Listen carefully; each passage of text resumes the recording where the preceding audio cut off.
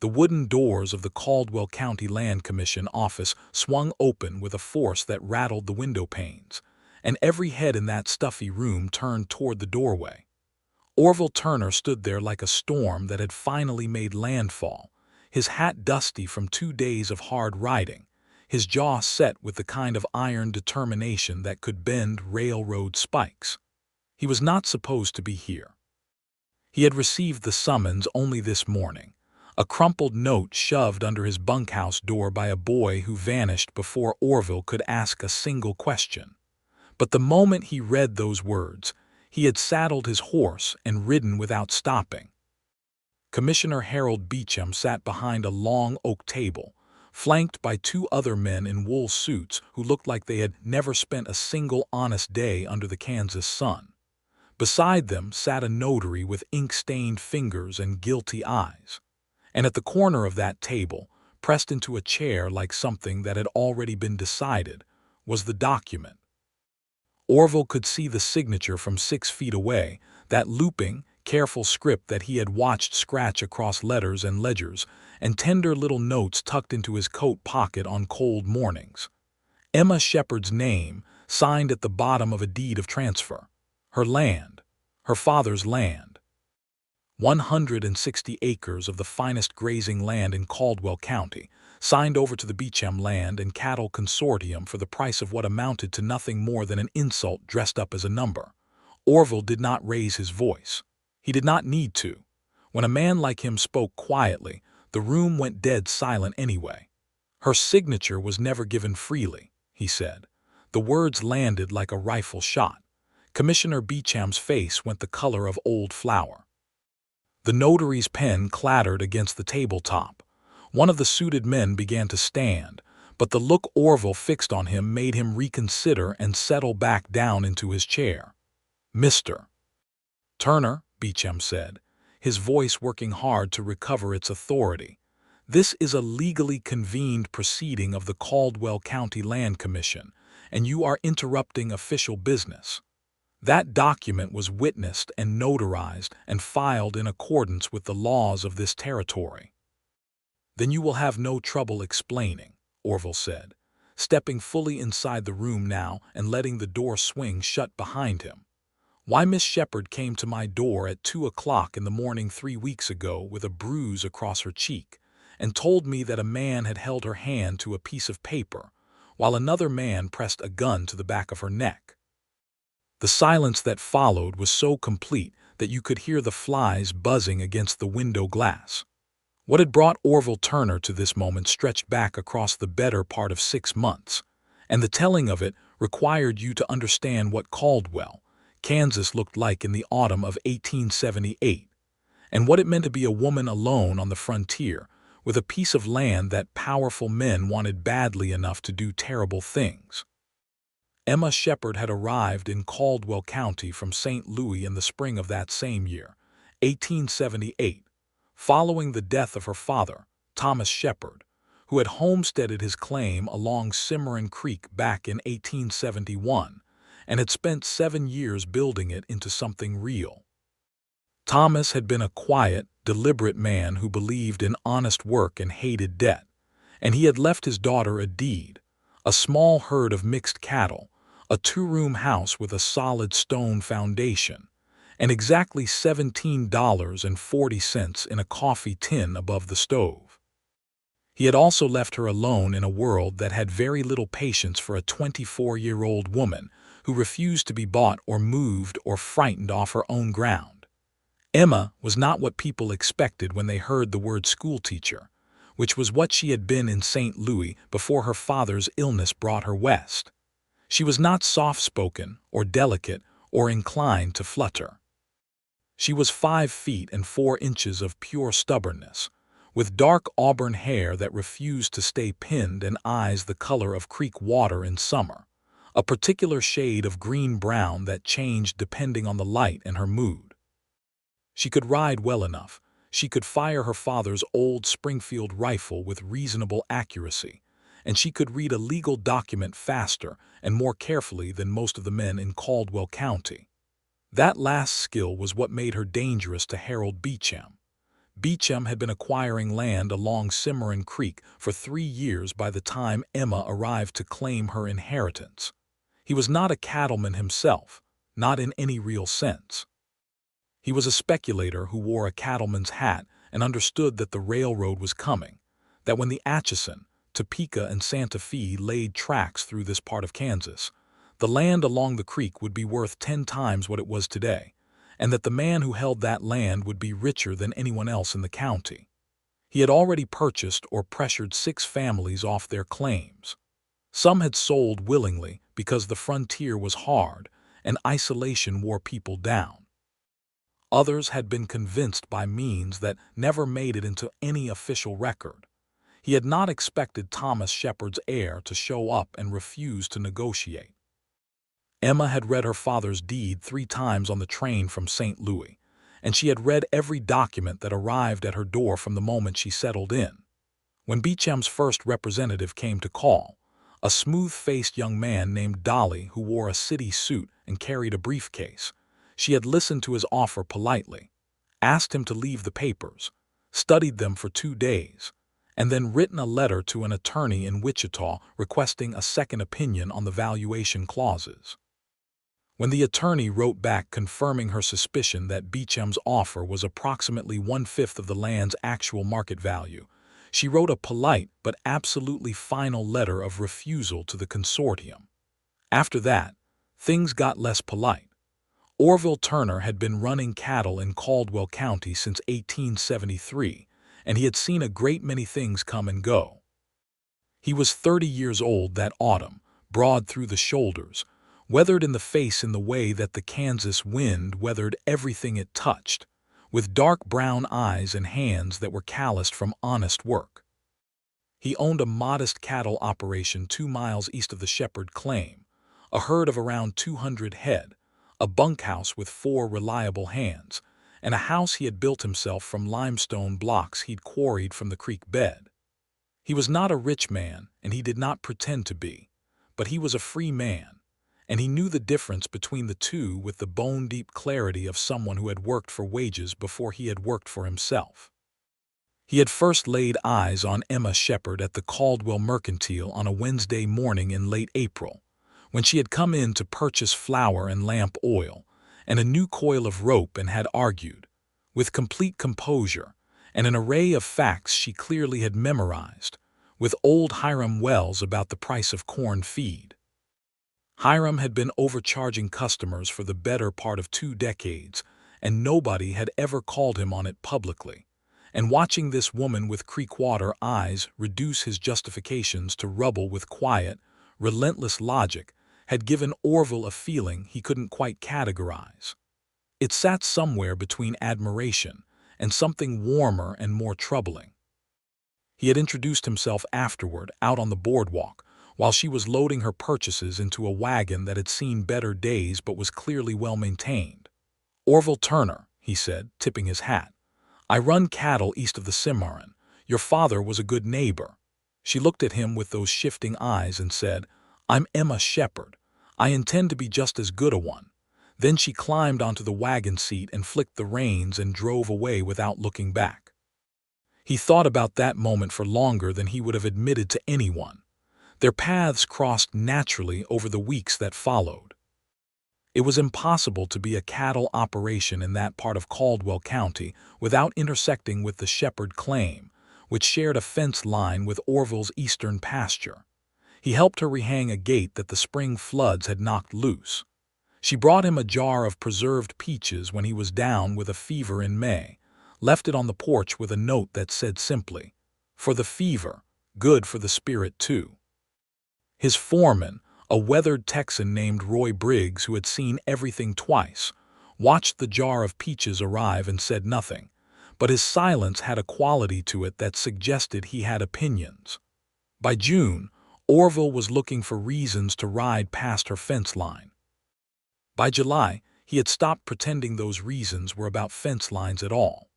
He would stop and they would talk, leaning against the wooden rails with the prairie wind moving through the grass, and Emma would tell him about the book she was reading and the letters she was writing to the land office about Beecham's tactics, and Orville would tell her about the cattle market and the rumors about the railroad and the way this part of Kansas was going to change whether they wanted it to or not.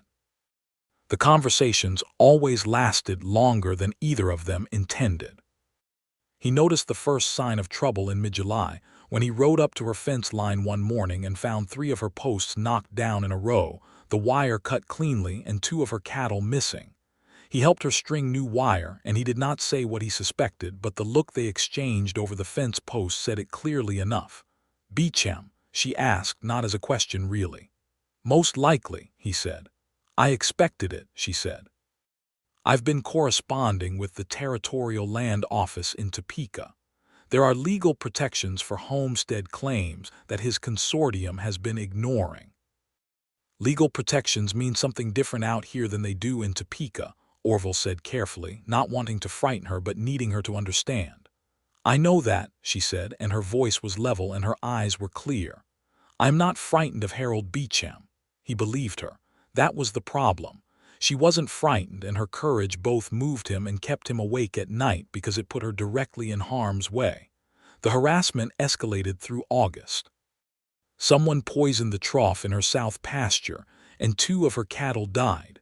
A window in her house was broken by a rock thrown in the night. Her mail was intercepted twice, which she discovered only because the attorney in Wichita wrote to ask why she hadn't responded to his last 2 letters. Each incident she documented with careful detail in a ledger she kept, noting the date, the damage, and her assessment of the likely cause. She filed reports with the county sheriff, a man named Caldwell, no relation to the town, who listened to her with polite attention and then did absolutely nothing. Orville began riding the fence line between their properties twice a day instead of once. He told himself it was because of his own cattle. Roy Briggs told his boot heels about it every morning while he laced them up, and Orville heard him perfectly well.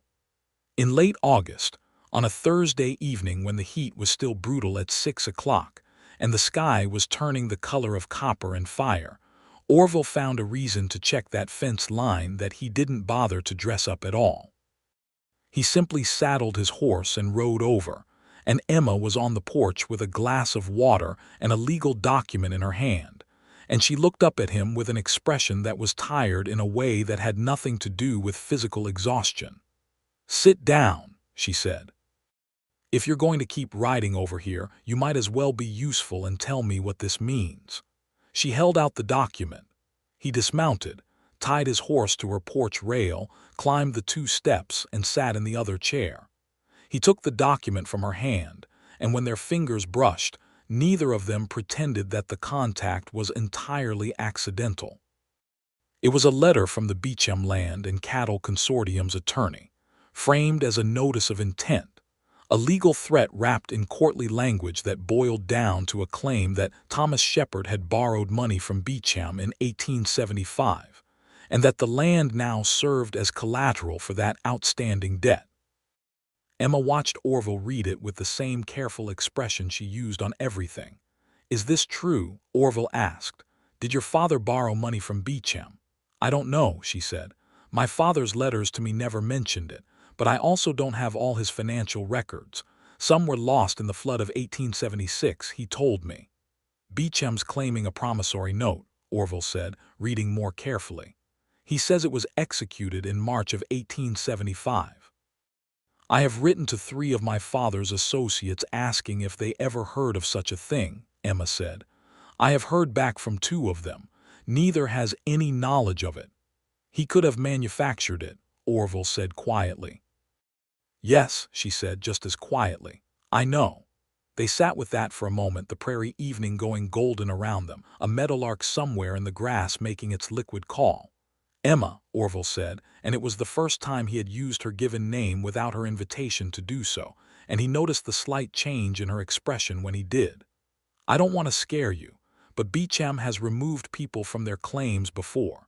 The Hendersons, the Garrity family, old Pete Stubbs. None of them wanted to go." "I know," she said. "I have spoken with the Henderson family in town. Martha Henderson told me what happened to them." A pause. "She told me about the fire." the Henderson barn fire. Orville had never been able to prove who started it, but the timing had been unambiguous. 3 weeks before the fire, the Hendersons had refused Beecham's offer. 3 days after the fire, they had sold. "You should know that I am not going anywhere," Emma said, and her voice was completely steady. "This land is my father's life and mine. I will not leave it because a speculator with a fake promissory note and a willingness to employ criminals decides he wants it." Orville looked at her.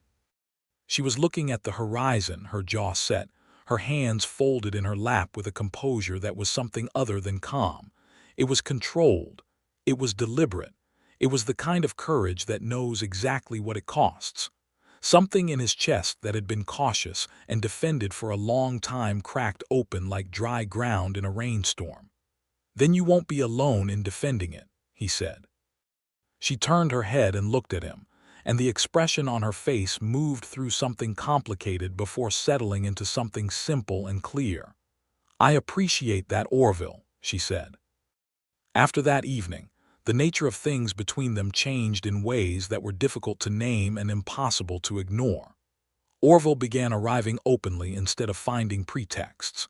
He helped her repair the fence in the north pasture one Saturday in September, and she fed him supper afterward, a proper meal at the kitchen table with a checked cloth and her father's good tin plates, and they talked for 3 hours, and neither of them wanted it to end. Roy Briggs told the Sky about it the following morning in considerable detail, and Orville let him talk because Briggs was not wrong. Orville had not thought much about the future in a personal sense for a long time. His mother had died when he was 11, his father had worked him from dawn to dark and then drunk the money, and Orville had left home at 16 and hired himself out as a ranch hand. He had built his own spread from scratch over 7 years of labor and careful saving, and he was proud of it, but it was a solitary thing. He had not believed himself to be a man who required companionship until he found himself sitting across a kitchen table from Emma Shepard, and realizing with complete clarity that he did not want to eat supper alone for the rest of his life. He did not say any of this to her in September. He was a cautious man by nature, and the situation was serious, and the last thing she needed was a man pressing a romantic claim on top of everything else she was managing. But when he rode away from her place on those September evenings, there was a warmth in his chest that was entirely new and entirely hers. October came in cold and hard, which was not unusual for that part of Kansas. The cattle moved well in the cooler weather, and Orville's fall roundup went smoothly, and he had enough to sell at market to put money back for the following year. He brought Emma news of the cattle prices from Wichita when he heard them because she needed to make decisions about her own small herd. He sat with her on the porch in the evenings when it wasn't too cold, and they talked about everything: the territory, the railroad rumors, books she'd read, the Wichita attorney's progress on the debt claim question. On a Wednesday evening in mid-October, he brought her a new book from the Mercantile, a novel by a New England author whose work she had mentioned admiring, and she held it with both hands and looked at it, and then looked at him with an expression that was quiet and full. "You didn't have to do that," she said. "I know," he said. She smiled, and it was not the polite, controlled smile she used in public or with people she didn't trust. It was a real smile, the kind that reached her eyes and changed her whole face, and Orville thought he had never in his life seen anything more beautiful than Emma Shepard smiling at him in the last of the October light. He reached out and took her hand, very gently, and she let him, and they sat that way on the porch with the wind cold off the plains and the stars beginning to come out, and neither of them needed to say anything about what it meant. A week later, Beecham's men cut her fence for the 3rd time and scattered 40 of her cattle into the creek bottom. Orville spent 2 days helping her and Roy and 2 other hands round them up from the brush. It was miserable, cold, exhausting work, and by the time they were done, Emma was too tired to hide how worn down she was, and Orville drew her aside while Roy was seeing to the horses and said quietly, "Let me help you more formally." "What does that mean?" she asked. "It means let me ride to Topeka," he said. "I know a man at the territorial office. Not a commission man, an actual land rights man who owes me a favor from 6 years ago. I think there's a path here through the territorial government that bypasses the county commission entirely, which is compromised. But I need to go in person. Letters aren't moving this." She studied him for a long moment. The wind was pulling strands of her hair loose from her braid, and she didn't reach up to fix them, just looked at him with those complicated eyes. "I will go with you," she said. "Emma, I will not send someone else to argue my case," she said firmly. "That is not who I am, but I would be glad of the company on the ride." He looked at her for a moment and felt something settle into place inside him with a rightness that was almost startling. "All right," he said. "We go together." They made the ride to Topeka at the end of October, a 2-day journey on good horses with Roy Briggs coming along as escort and camp hand. Emma rode as well as she had claimed, which Orville had not entirely doubted but was glad to see confirmed.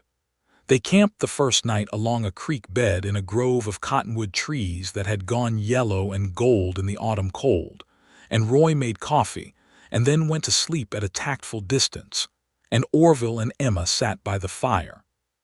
She told him about her life in St. Louis that night, the schoolroom and the students who came in smelling of tenement halls, and who learned with a ferocity born of understanding that education was the one thing no one could take from them. She told him about her father's letters from Kansas, full of weather reports and cattle notes, and tucked between them always some small observation about the beauty of the prairie that she had thought about in the city during hard weeks. "He wanted me to come," she said, "long before he was sick. He always believed I belonged here more than I belonged there." "He was right," Orville said. She looked at him across the fire. "How did you know that you belonged here?" "The day I put the first corner post in my own ground," he said without hesitation. "I drove that post in and I stood up and the wind came across the creek and I thought, this is mine. Not somebody else's orders, not somebody else's profit. Mine." A pause. "That feeling doesn't go away." "No," she said softly, "it doesn't." She was quiet for a moment, watching the fire. Then, without looking at him, she said, "I want you to know that I understand I haven't made things easier for you. With Beecham watching your operation now, associating yourself with my situation carries real risk." "Emma," he said, "stop. I'm serious." "So am I," he said. "There is no version of this where I step back from your situation because it's inconvenient for me. That's not something you need to worry about." He paused. "The only question that matters to me right now is whether you trust me." She looked at him then directly, no deflection. "Yes," she said simply. "I trust you."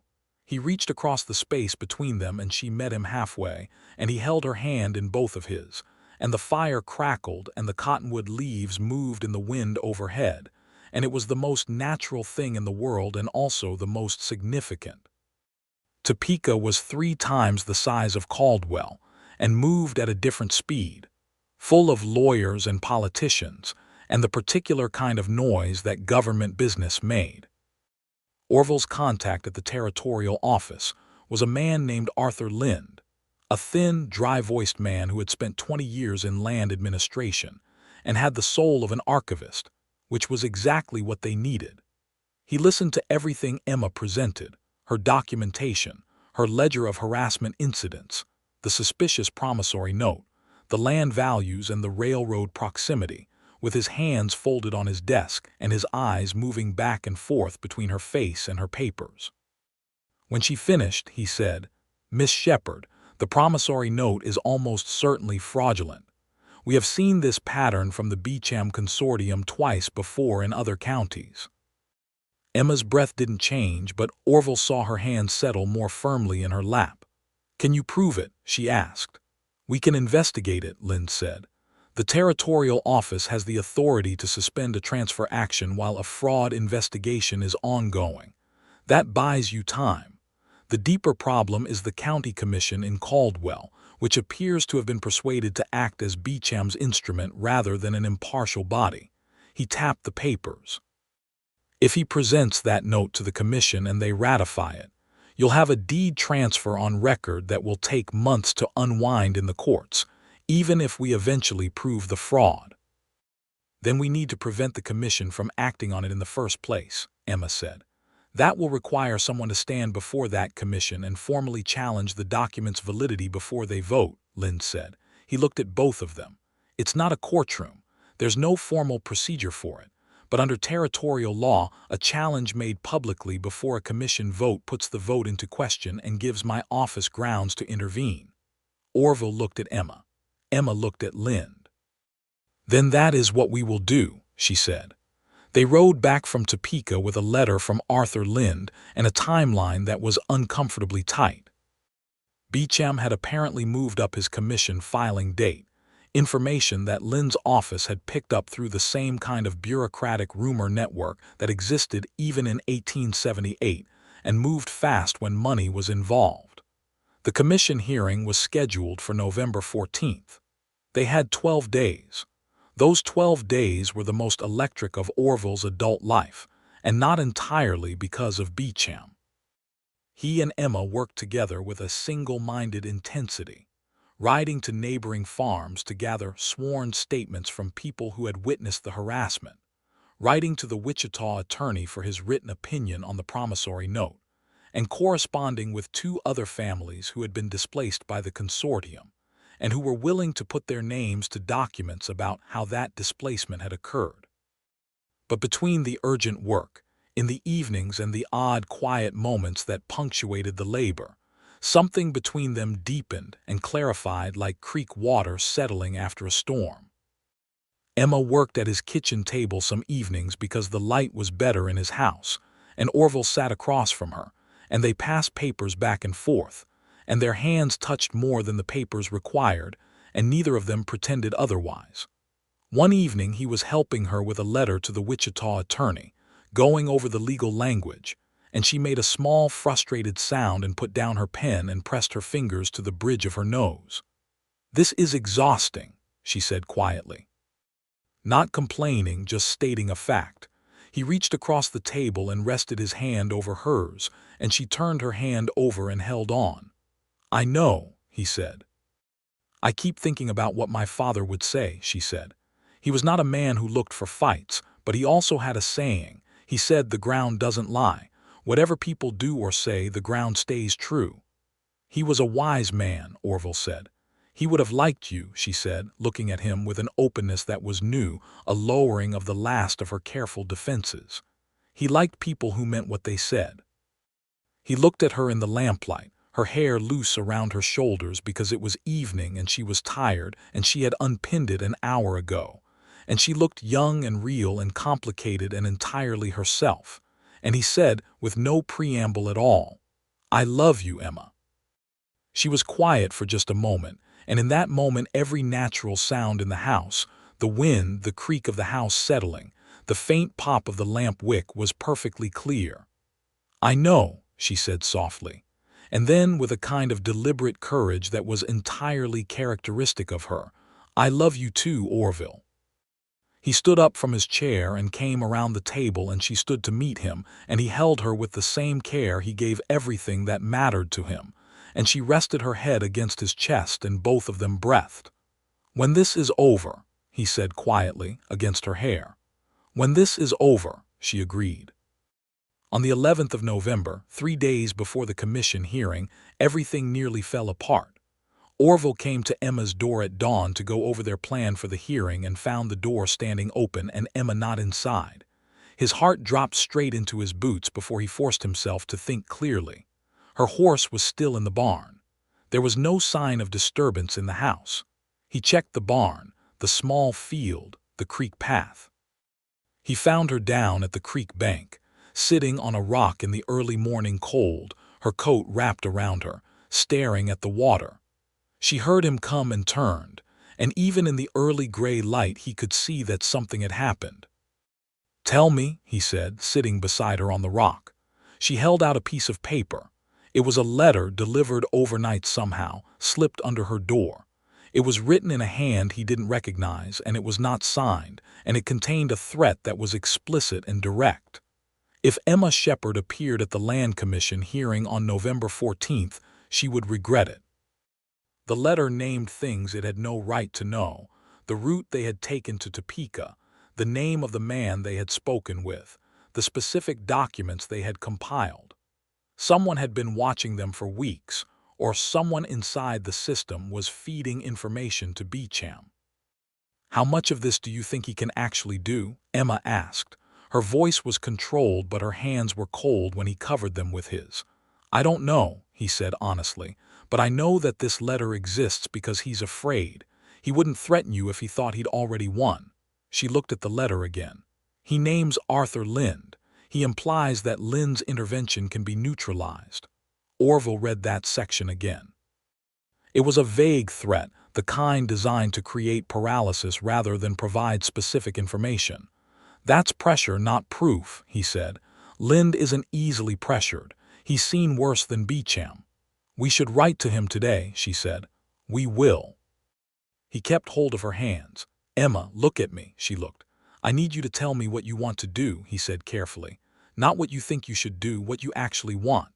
She was quiet for a moment. The creek moved quietly over the stones. A pair of ducks flew upriver in the cold air, their wings beating against the silence. "I want to go to that hearing," she said. "I want to stand in that room and say what is true. I want my father's land to stay my father's land." A pause. "And I want Beecham to understand that no piece of paper he forges and no threat he issues is going to remove me from what is mine." "Then that's what we do," Orville said. "You don't have to stand with me in that room," she said quietly. "You've already done more than anyone could ask." He looked at her steadily. "Emma Shepard, there is no force on this earth that is going to keep me out of that room." She held his gaze for a long moment, and then she leaned forward and pressed her forehead against his and closed her eyes, and he felt the small tremor that moved through her.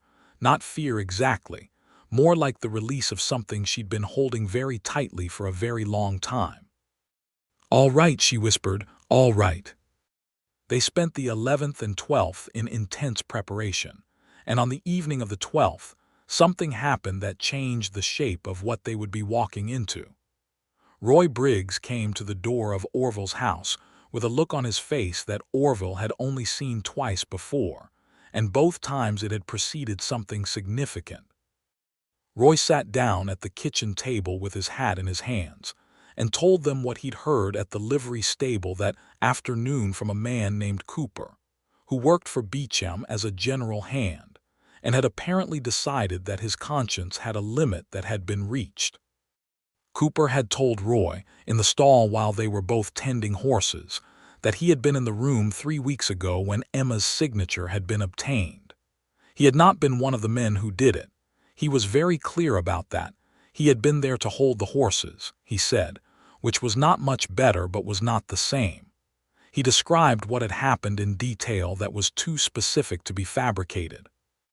2 of Beecham's hired men, one named Tolliver and one named Graves, had gone to Emma's property in the evening. They had told her there was trouble on the road and that Commissioner Beecham needed her signature on a document immediately. When she had read the document and refused, Tolliver had held her wrist to the paper while Graves pressed a pistol to the back of her neck and told her to sign. Emma sat completely still while Roy told this. When he finished, she said, "That is exactly what happened." Orville looked at Roy. "Will Cooper testify to this?" "He says he will," Roy said. "He's scared, but he says he'll do it. He said he's been lying to himself about what kind of man Beecham is, and he can't anymore." "We need him at the hearing," Orville said. "Get word to him tonight. Tell him to be at the commission office when it opens." "I'll go myself," Roy said. After Roy left, Emma sat at the kitchen table with her hands flat on its surface, and Orville sat across from her. The lamp was low and the house was warm, and outside the Kansas plains were dark and cold and full of stars. "I should have told you immediately," she said, "about the night they made me sign." "You came to me after," he said gently. "You told me." "But I had already sent Roy away and I was trying to manage it myself, and I didn't want anyone to see me shaken," she said, with a self-awareness that was both honest and painful to watch. "I am not always good at accepting help." "I noticed," he said, without any accusation in it. "It's all right, Emma. You're allowed to be a person who needs things." She looked at him for a long moment. "You're a very different kind of man than most I've known," she said quietly. "I'll take that," he said. She reached across the table and touched his jaw, just briefly, with her fingertips, and the tenderness of it was something he would carry for the rest of his life. The morning of November 14th was clear and brutally cold, the sky a flat white that promised hard weather by afternoon. Orville was up before dawn, dressed and ready, and when he rode to Emma's house, she was already waiting outside in her good coat with her ledger under her arm and her chin up. She looked, he thought, like everything brave and stubborn and right about the West, like the kind of person the frontier was supposed to produce when it worked the way it was supposed to. They rode into Caldwell together, Roy Briggs behind them.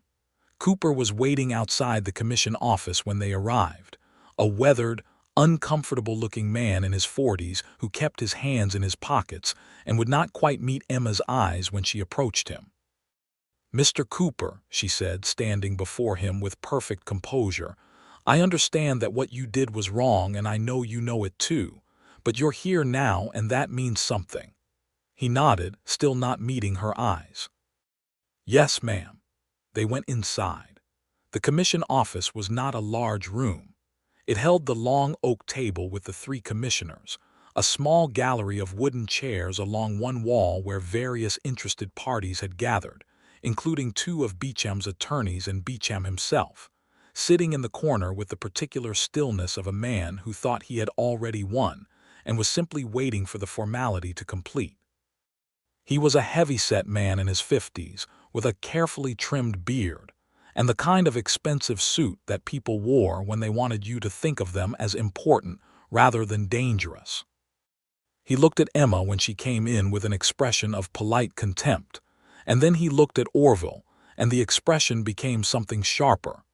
Commissioner Beecham, Harold Beecham the speculator, had apparently also gotten his cousin appointed to the commission, which was the kind of thing that could happen in a county government in 1878 when nobody was watching carefully.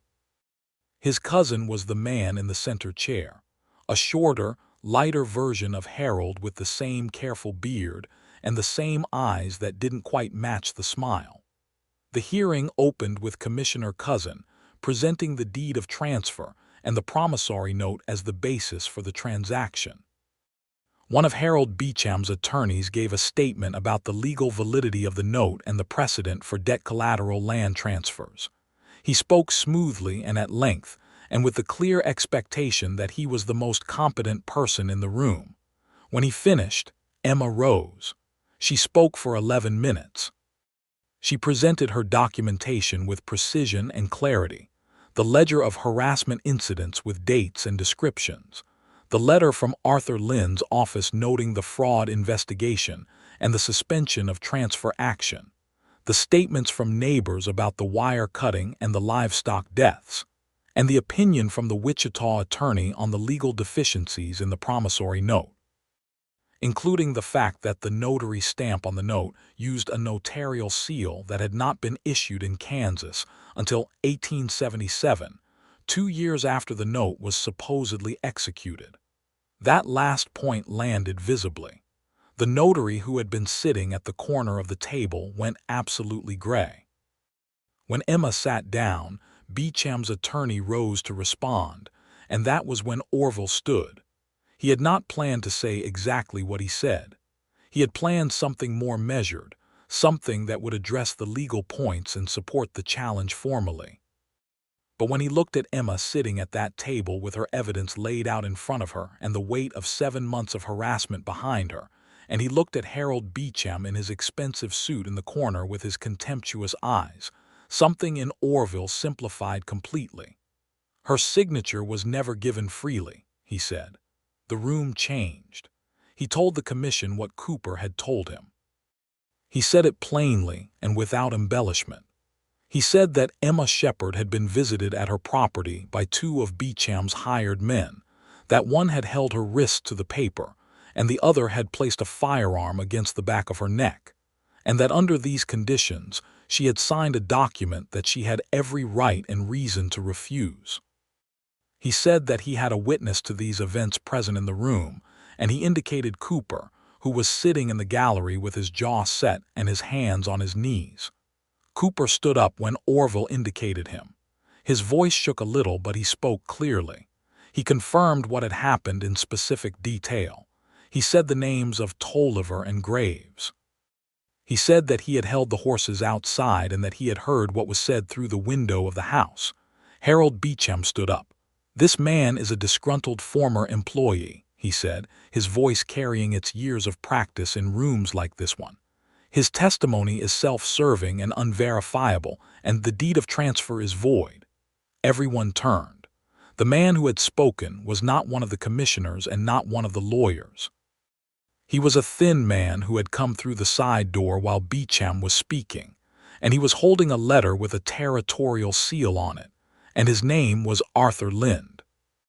Arthur Linde had driven through the night from Topeka in a hired wagon because Orville's letter, sent on the 12th, had reached him in time, and because Linde was exactly the kind of man who, when he understood clearly what was happening, did not wait for the bureaucratic process to catch up. He stood before the commission and presented the territorial order suspending the transfer action pending fraud investigation. He read it aloud. His voice was dry and precise and completely without drama, which made it more effective than any theatrics could have been. The order had the force of territorial law behind it, and the county commission had no authority to override it. Commissioner Beecham's cousin opened his mouth twice and closed it twice without producing a sound. Harold Beecham looked at Orville, and the look was not contemptuous anymore. It was something colder and more careful. Orville met it without blinking. "This proceeding is suspended," Arthur Linde said, and put the order on the table in front of the commissioners. Beecham's attorneys were on their feet, objecting, invoking precedents, demanding clarification. The room was loud and chaotic and full of voices, and through all of it Orville walked to where Emma was standing behind the table, gathering her documents with steady hands, and he stood beside her. She looked up at him. "It's not over," she said quietly. "He'll appeal, he'll file in the courts, he'll find another angle." "He will," Orville agreed. "But he'll do it without his fraudulent note, without his complicit commission, and with a territorial fraud investigation on record. That's a different fight from the one he planned." She held his gaze for a moment. Outside, through the single window of the commission office, the first flakes of the promised snow were beginning to fall. "Thank you," she said. Not for any single thing, and they both knew it. "Always," he said, and meant every future version of that word. The following months unfolded with the complex, grinding momentum of legal processes that had been set in motion and could not easily be stopped. Arthur Linde's investigation moved slowly but with methodical precision, and by January of 1879, the territorial office had formally invalidated the promissory note, the notarial seal discrepancy being only one of 3 demonstrable forgeries it contained. Harold Beecham's attorneys filed appeals and counterfilings, and various creative legal arguments that kept Orville and Emma engaged with the Wichita attorney through December and into the new year. Tolliver and Graves, the 2 men who had forced Emma's signature, were found by the county sheriff, a development that surprised everyone, including the sheriff himself, once it became clear that the territorial authorities were watching the county government closely. They were charged under territorial law with coercion and criminal fraud, a charge that carried real consequences in 1879, and that made further cooperation with Beecham significantly less attractive to anyone he might have approached for future use. Harold Beecham himself was never criminally charged. He had kept enough distance between himself and the actual commission of the crime to avoid that, which Orville found infuriating in the way that powerful men's ability to arrange their own insulation always was. But the fraud investigation attached itself to his consortium's operations like a stone to a man's leg, and the Beecham Land and Cattle Consortium ceased all acquisition activities in Caldwell County by February 1879. By March, there were reports from the land office that the consortium had moved its attention to a different territory entirely, leaving behind it a trail of damaged families and disrupted claims that would take years to fully account for. Emma's land was legally confirmed as her own property, unencumbered, by a formal territorial ruling in February 1879. The day the ruling arrived by mail, she stood on her porch and read it twice, and then pressed it to her chest and closed her eyes, and Orville stood 3 feet away and watched her with a fullness in his chest that had no adequate words. She opened her eyes and looked at him. The February air was cold and clear, and the Cimarron Creek was running hard with snowmelt, and the prairie's grass was still winter-brown, but the sky above them was the particular clean blue that the plains showed in the cold months. "My father would have been very happy today," she said. "He would have," Orville said. She looked at the letter again, smoothing it in her hands. "I keep waiting for something else to go wrong." "Nothing is going wrong today," he said. She looked up at him. "Orville, Emma." "I believe," she said carefully, with the particular precision she brought to important things, "that when you told me several months ago that when this was over, there was something you intended to say or do, and I agreed to that arrangement, we established a kind of deferred promise that I have been thinking about with some frequency." He looked at her with equal seriousness, and with the particular warmth that rose in him whenever she spoke like herself. "That's accurate," he said. "Well," she said, "it's over."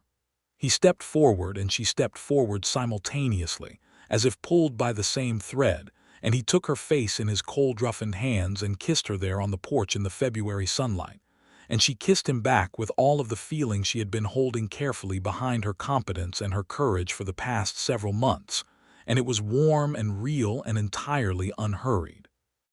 When they separated, both of them were slightly out of breath, and Roy Briggs, who had been walking back to the barn from the feed shed and had witnessed this, chose that particular moment to drop his entire armload of equipment and then stand there helplessly amid the scattered tools with an expression of complete and entirely justified satisfaction. Orville proposed on a Thursday in March. He did not make a production of it. He brought her a simple garnet ring that had been his mother's, the one item he had of hers, and he sat across from her at his kitchen table in the evening and set it on the table between them and said, "Emma Shepard, I want to spend the rest of my life sitting across a table from you. I want us to build something together that belongs to both of us. I am asking you to marry me, and I am asking you knowing that you are the most independent-minded and capable and entirely yourself person I have ever known, and that is not a thing I want to change. It is the thing I love most." She looked at the ring for a moment. Then she looked at him. Then she picked up the ring and turned it in the lamplight and said, "Yes, I will marry you, Orville Turner, and I want you to know that I am not doing it because the law says I need your name to protect my property, though it helps, but because you are the most genuinely decent person I have ever known, and you sat across a room full of men trying to steal from me and called the truth out loud without flinching. And I fell in love with that, and with you, and I will not pretend otherwise." He came around the table and she stood, and he put the ring on her finger, and they stood together in the lamplight while the plains wind moved around the house, and it was a quiet moment and a permanent one. They married in April 1879, in the little white church in Caldwell that was more functional than beautiful but had good solid walls and a minister who kept things mercifully brief. Emma wore a dress of blue wool that she had made herself, which Roy Briggs said was the prettiest thing he had seen in Kansas, which was high praise from a man who generally observed the world with the emotional expression of a fence post. Arthur Lind came from Topeka, which surprised both of them. The Wichita attorney sent his congratulations in a letter. Several of the neighboring families who had provided statements came to the service, including Martha Henderson, who cried with the genuine, uncomplicated feeling of someone who understood exactly what this represented. After the wedding, the question of the two properties presented itself practically. Orville's place was larger, and his operation was the bigger of the two. Emma's place had the Shepard name on it and a sentimental weight that was real and substantial. They talked about it over several evenings and arrived at an agreement that suited them both perfectly. They would run the two properties as one connected operation. Emma's house would become a second structure on the combined spread, initially for use as a workspace and for guests, and eventually for whatever family they might have. They would build a larger house together on the boundary line between the two original claims, equal ground.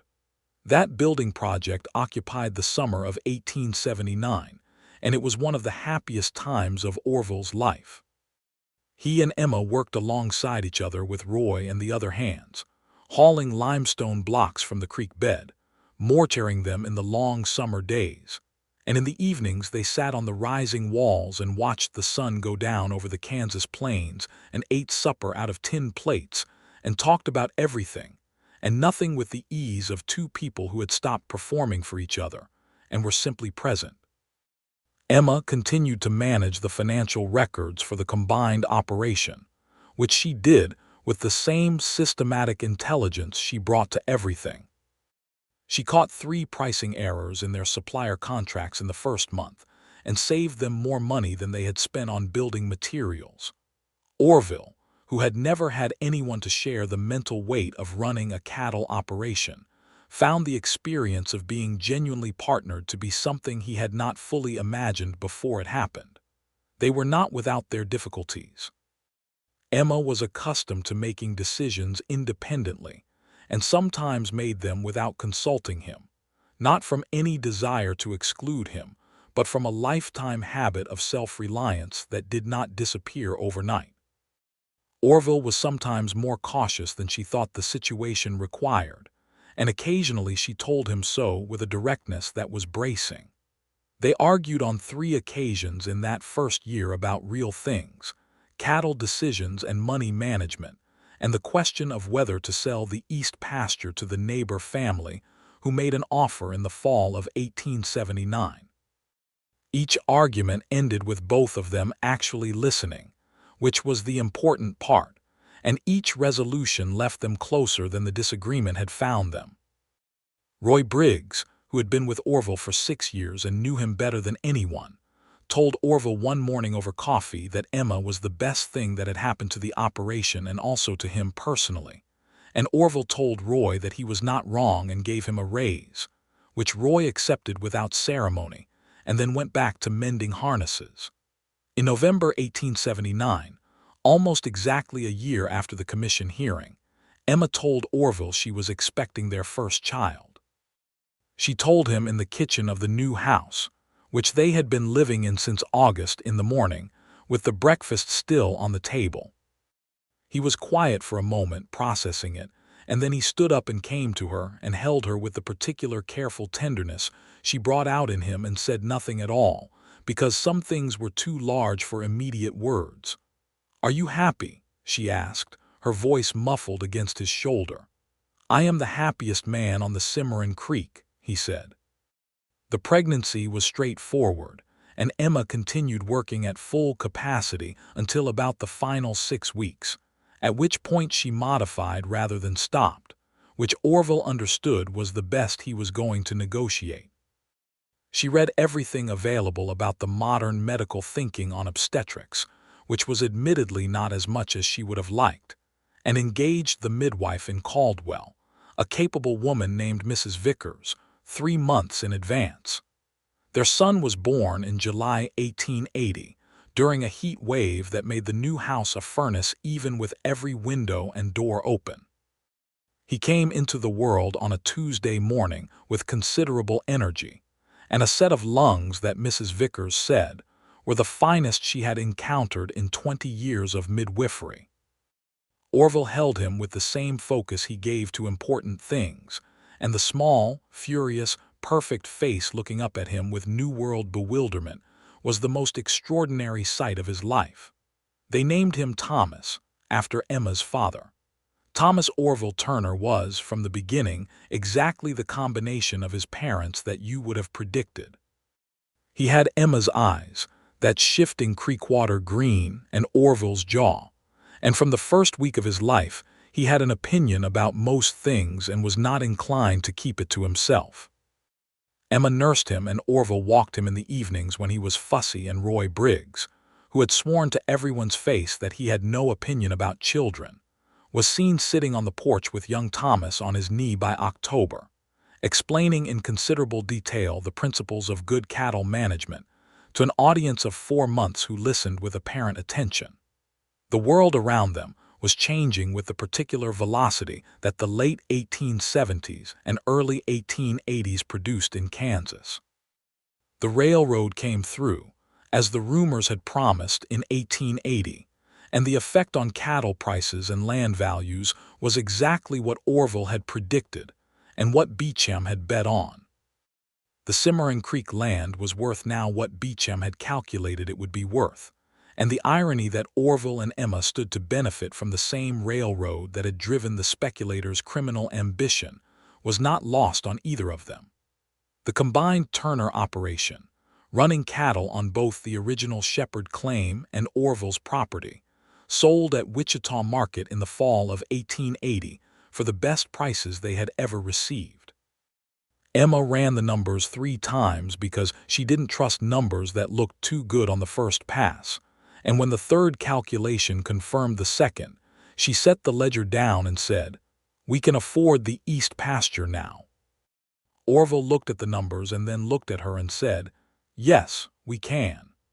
They purchased the east pasture in October 1880, the same parcel they had discussed selling the previous year, which made for a satisfying symmetry. The combined operation was now large enough to be a genuine enterprise rather than a survival-scale cattle operation, and Orville hired 2 additional hands and promoted Roy Briggs to foreman, which Roy accepted with the same wordless efficiency that characterized most of his responses to good news. In the spring of 1881, Orville rode to Wichita for a cattle conference, as he had begun doing annually, and while he was there, he stopped at the Territorial Land Office to check on the status of the fraud investigation into the Beecham Consortium. The case had been grinding through the territorial court system since 1879, and a clerk he recognized from previous visits informed him that Harold Beecham had reached a settlement with the territorial government the previous month. The settlement required the consortium to pay restitution to 6 families who had been displaced from their claims, and to forfeit all land holdings in Caldwell County to the Territorial Trust, from which they would be redistributed to legitimate claimants. It was not a criminal conviction. It was not the outcome that would have fully satisfied justice. But it meant that Harold Beecham would not profit from what he had done in Caldwell County, and that the families he had harmed would receive something, and that his operations were legally restricted from the territory. Orville wrote Emma a letter from Wichita that evening, telling her what he had learned, and posted it that night so it would reach her before he got home. He knew she would want time to think about it before they talked, that she would need to process it privately first, which was her way, and that afterward she would tell him exactly what she thought with complete honesty. When he got home 2 days later, she was on the porch with Thomas on her hip, watching him ride in. He dismounted and tied his horse and came up the steps, and she handed him the baby and kissed his cheek and said, "I read your letter." "And," he said, settling Thomas against his shoulder, "and it's enough," she said. "It's not everything, but it's enough." She looked out at the land, at the Cimarron Creek glinting in the distance and the spring grass coming green after the winter, at the fence lines that ran straight and true across the property that was hers and his and their sons. "My father's land is safe. His name is on our son. The people who try to take it are gone." A pause. "I think that's what the ground staying true looks like." Orville looked at her, his wife with her creekwater eyes and her unstoppable mind and her steady hands, and he felt the same thing he had been feeling since a Wednesday morning in a mercantile, when she demolished an old man's pricing scheme with quiet, relentless logic. a feeling that he now recognized clearly as love and gratitude, and the particular fortune of the person who has been given the best possible partner for all the work that life requires. "Your father would be pleased," he said. "Yes," she said. "He would." Thomas, who had been examining Orville's shirt collar with the deep concentration of a 10-month-old, chose this moment to grab a handful of Orville's hair and pull with considerable force, and the moment shifted from profound to practical in the way that life with a baby shifted most moments, and they both laughed, and the land lay green and safe around them under the Kansas spring sky. Life on the Cimarron Creek in the years that followed had the quality that Emma had always associated with things done right. It was not easy. The frontier in the early 1880s never was, but it was honest, and it was full, and it was theirs. The summer of 1882 brought a drought that tested every cattle operation in the county and required hard decisions about which pastures to rest and which cattle to sell before the market got worse. Orville and Emma made those decisions together, sometimes up late at the kitchen table with the ledger and the cattle count spread out between them, the lamp burning low and Thomas asleep in the next room. On one such night, in the middle of a discussion about whether to sell the younger steers before September, Emma looked up from the ledger and said, with complete non sequitur, "I want another child." Orville looked up from the cattle count. "Right now." "Not right now, obviously," she said, with the slightly exasperated patience she reserved for him when he was being deliberately slow. "But soon. I want Thomas to have someone." "I want that too," Orville said. He set down the cattle numbers. "The drought will end by winter, the spring market will be better. The financial picture will be—" "Orville," she said in the tone that meant she was not asking for financial analysis. "Yes," he said, smiling. "Yes, we should have another child." She nodded, satisfied, and returned to the ledger. He watched her for a moment. This woman who could hold a financial discussion and a personal declaration of intention in the same breath, and give both the same clear-eyed attention. And he thought, not for the first time, that he had been impossibly lucky. Their daughter arrived in April 1883, easier birth than the first, which Mrs. Vickers attributed to Emma's general constitution, and Emma attributed to having some idea of what to expect this time. She was born in the morning with the April light coming through the east windows of the bedroom, and she was smaller than Thomas had been and quieter from the first, with Orville's dark eyes and Emma's coloring, and a serenity that seemed to be entirely her own. They named her Clara, after no one in particular, just because it suited her. Thomas, who was nearly 3 at Clara's arrival, and had been briefed about the baby with the thoroughness that Emma brought to explaining things to people, regardless of age, received his sister with a mixture of suspicion and proprietary pride that Roy Briggs said was entirely natural and suggested a good character. The operation grew through the mid-1880s in the steady, well-managed way that reflected Emma's financial discipline and Orville's practical knowledge of cattle and land. They were not the biggest spread in Caldwell County, but they were consistently profitable, and their reputation among the neighboring families and in the market was one of reliability and fair dealing, which Orville valued more than size. Arthur Lind visited twice more in the 1880s, once for professional reasons relating to land documentation, and once purely for social ones, a distinction that surprised him enough that he mentioned it in a letter afterward, noting that he had not previously thought of himself as the kind of man who made social visits, but that the Turner household had apparently revised his understanding of himself. Emma wrote back telling him that she was glad to hear it, and that the frontier had that effect on people who were willing to let it. By the spring of 1885, 6 years after the commission hearing that had changed everything, the Turner spread along Cimarron Creek was recognizable as the realized version of what both Thomas Shepard and Orville Turner had separately imagined when they had first set their corner posts in the Kansas ground. The house was solid limestone with 4 proper rooms and a porch that ran the full width of the front, looking west toward the creek. The barn was new, built in 1883, large enough for the full working herd and the horses. The fence lines ran clear and straight for nearly 3 miles in each direction. Thomas, who was 5 and beginning to look like a future version of both his parents at once, could already name most of the cattle in the home pasture, and had strong opinions about the gelding he intended to ride when he was old enough. Clara, at 2, had inherited Emma's characteristic of going absolutely quiet when she was thinking hard, which Roy Briggs found unnerving in an infant, but which Orville found endearing beyond his capacity to describe. On a May evening in 1885, when the last of the spring planting was done and the cattle were settled, and the children were asleep in the house they had built on the boundary between what had been 2 separate claims, Orville and Emma sat on the porch in the long prairie twilight. She had a book open in her lap, but she wasn't reading it. He had his coffee going cold in his hand. The creek was running full with snowmelt, and the grass was tall, and the first fireflies were just beginning their small green signaling in the darkness under the cottonwood trees. "Do you think about the hearing?" Emma asked, not anxiously, just thoughtfully. "Sometimes," he said. "Not the way I used to." "What do you mean?" "I used to think about it and feel the anger still in it," he said. "Now when I think about it, I mostly think about you standing up in that room with your ledger and your evidence, speaking so clearly that not one man in there could pretend they hadn't understood." He paused.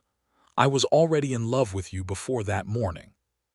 But watching you do that, watching you be exactly who you are under pressure that would have made most people fold, that was the moment I knew it was the kind of love that doesn't have an ending." She was quiet for a moment. The fireflies moved in the cottonwoods. "I thought about my father a great deal that morning," she said. "I kept thinking the ground doesn't lie. Whatever they say or do, the ground stays true." It helped. "It should be carved over the door," Orville said. She laughed, a real laugh warm in the evening air. "Perhaps not over the door, but in the ledger." A pause. "Orville." "Yes." "We built something good here," she said. It was a simple statement, neither boastful nor uncertain, just true. "We did," he said. She reached over and took his hand without looking at him, and he closed his fingers around hers, and they sat together in the gathering dark, while the Kansas night came down around them, the creek running its constant sound below the hill, the fireflies making their small patient lights in the trees, and the land that had been fought for and protected and loved stretching out in every direction, staying true. Their third child was a boy, born in October 1886, a solid, energetic creature who arrived in the world at 5 in the morning, with the specific determination of someone who had decided the schedule was not moving fast enough. They named him James, and he proved from his first weeks to have the particular combination of Orville's physical energy and Emma's strategic intelligence that would either build something remarkable or test everyone around him considerably, quite possibly both. Roy Briggs, who had by now accepted that his practical emotional capacity had been permanently expanded by proximity to this family, was observed by Orville on a November morning sitting on the fence rail with James asleep in the crook of his arm, explaining in a low, even voice the principles of reading cattle temperament to an audience of 3 weeks who appeared to be listening with the same apparent attention that Thomas had shown 6 years before. Orville watched for a moment from the barn door and then went back to what he was doing without saying anything, because some things didn't need commentary. Thomas, now 6, was his father's shadow in the field and his mother's student at the table in the evenings, learning letters and numbers with the absorbed ferocity of someone who understood without being told that both were necessary. Clara at 3 had begun talking with a fluency and precision that made visitors do small double takes, and Orville sometimes caught Emma's eye across the room when Clara said something unexpectedly exact, and they exchanged a private look of complete recognition. In the winter of 1886, a letter came from the Territorial Land Office to every registered claim holder in Caldwell County. It was a notice of the final disbursement from the Beecham Consortium restitution settlement. Three families whose original displacement had been documented in the fraud investigation received payments from the trust fund that the settlement had established. It was 7 years after the harassment had begun, and the payments were a fraction of what the displaced families had actually lost, but they were something, and they were accompanied by a formal territorial acknowledgement that the displacements had been unlawful. Emma read the letter at the kitchen table, and then read the accompanying notice that listed the three families by name. She set the papers down and sat quietly for a moment, and Orville, who was across the table reviewing the winter feed accounts, waited. "Martha Henderson's family is on this list," she said. "I know," he said. "It's not enough," she said. Not with anger, just with the honest accounting she brought to everything. "No," he said. "It's not enough, but it happened. The record is there. That matters." She looked at him. "You know what it means to me that you understand that. That you understand the difference between what is enough and what matters anyway. You taught me that distinction," he said. She picked up the papers again, and her expression settled into the kind of quiet resolution that was her default relationship to injustice that could not be fully undone. "You acknowledge it. You document it. You do what can be done, and you live honestly in the aftermath." It was not a comfortable position, but it was a true one, and it suited her, and watching her hold it gave Orville the same feeling it always had. The spring roundup of 1887 was the largest in the Turner operation's history, and the market prices in Wichita that year were the best Orville had seen since he started ranching. They came home from Wichita with enough money to make real improvements, and in the summer of 1887, they built the addition onto the house that gave Thomas his own room, which he had been requesting with polite but persistent regularity for 2 years, and installed a proper cast-iron stove to replace the old cooking range, which Emma had been philosophically tolerating for longer than it deserved. On an August evening that year, with the children settled and the house warm with the last of the summer light, Emma sat at the kitchen table with a blank piece of paper and her good pen, and Orville sat across from her reading the Wichita newspaper, and she said, "I want to write something down." "Write it," he said without looking up. "I want to write down what this place is," she said. "Not the legal description, the real one, what it is to us." He looked up from the paper. She was looking at the blank page with an expression he recognized, the same one she wore when she was working out something important, marshaling something that needed to be said precisely. "Go ahead," he said quietly. She wrote for about 20 minutes while he read, and the house was quiet around them. When she finished, she set the pen down and looked at it for a moment and then slid it across the table. He read it. It was not long, 2 paragraphs, but it said exactly what it needed to say. It described the land along Cimarron Creek as Thomas Shepard had first settled it, as Emma had come to claim it, as Orville had stood before a commission and called the truth out loud on her behalf, and as they had built it together into something that belonged to all of them, the living and the dead both. It described what the land felt like, the creek sound and the winter grass, and the way the fireflies came in the cottonwoods in May, and it described what it meant, which was that there were things worth standing up for and people worth standing beside, and that when those two things came together the result was something that had no better name than home. Orville read it twice. He set it back on the table. He looked at his wife across the lamplight and the years between them, and he said the only thing there was to say. "It's true," he said. "Every word." She smiled at him with the real smile, the one from the very beginning, the one that reached her eyes and changed her whole face, and it was still the most beautiful thing he had ever seen in his life, and he was certain it always would be. They folded the paper and put it in the box where they kept the deed to the property, Thomas Shepard's original deed and the new combined deed in both their names. And there it stayed, the legal description and the true one, side by side in the dark of the box. That night Orville stood on the porch for a while before coming to bed, the way he sometimes did, looking out at the Kansas dark, and the stars that were, in this part of the plains, extraordinary on clear nights, near and plentiful in a way that you didn't get in the city. The creek made its sound below the hill. One of the horses moved in the barn. Somewhere out in the grass a nighthawk called.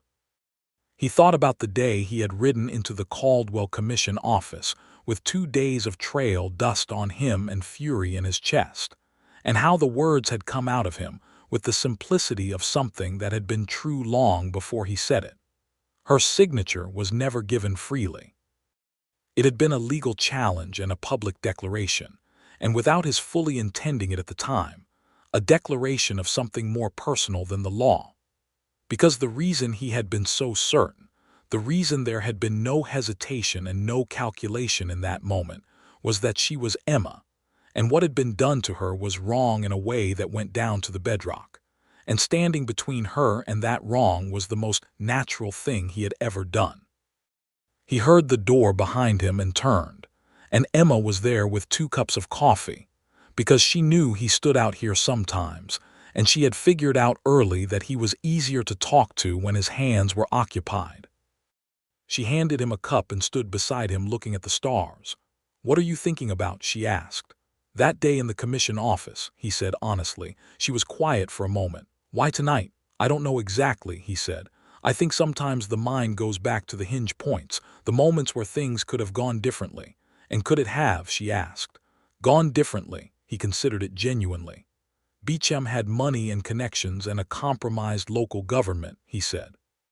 "Without Lind, without Cooper, without the evidence you had gathered, yes, it could have gone differently." He paused. "But I don't think we would have stopped. I think we would have kept finding other paths." "We," she said, noting the word. "We," he confirmed. She leaned against his shoulder and he put his arm around her, the coffee warm in their hands, the stars enormous overhead. "The ground stayed true," she said softly. "The ground stayed true," he agreed.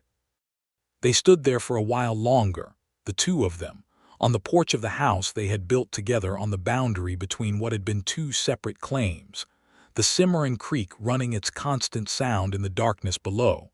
The cattle settled in the pastures that spread in every direction, the children sleeping in the rooms behind them, all 3 of them alive and safe and theirs. The Kansas night was vast and quiet and indifferent to human stories in the way that the land had always been, but the land was also theirs, deeded and defended and loved, and that made all the difference in the world. Orville Turner pressed his lips to the top of Emma's head, and she tilted into him, and the stars moved as they always had, slow and certain, over the Cimarron Creek.